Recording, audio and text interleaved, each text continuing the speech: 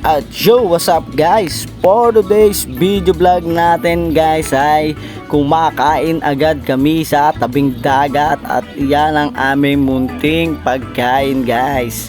At iyan na nga guys, kumain na muna kami dahil medyo maaga pa naman. Around 4:30 lang na andyan na kami sa tabing dagat guys. At hindi naman ganong kainit ang araw na guys.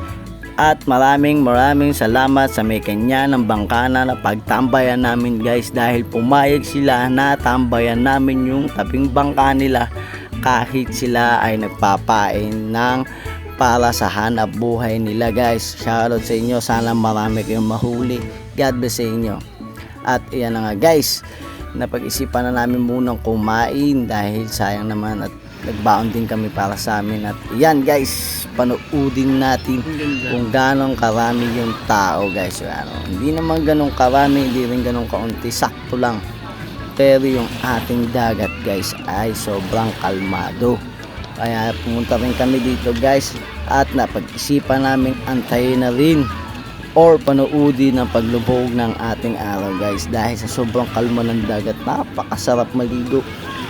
At mag-iingat sa paliligo ng dagat guys, dahil alam nyo naman, dagat yan, malawak yan.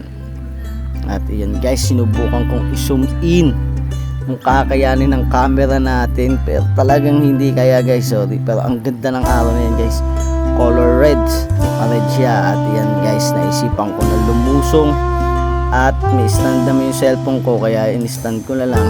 Pero hindi ako makaligo guys dahil yung cellphone ko ay nakikita ko pa rin. Kaya napag-isipan kong puntahan na lang para makaligo kami ng maayos. God bless to all guys. See you in the next video. Bye bye.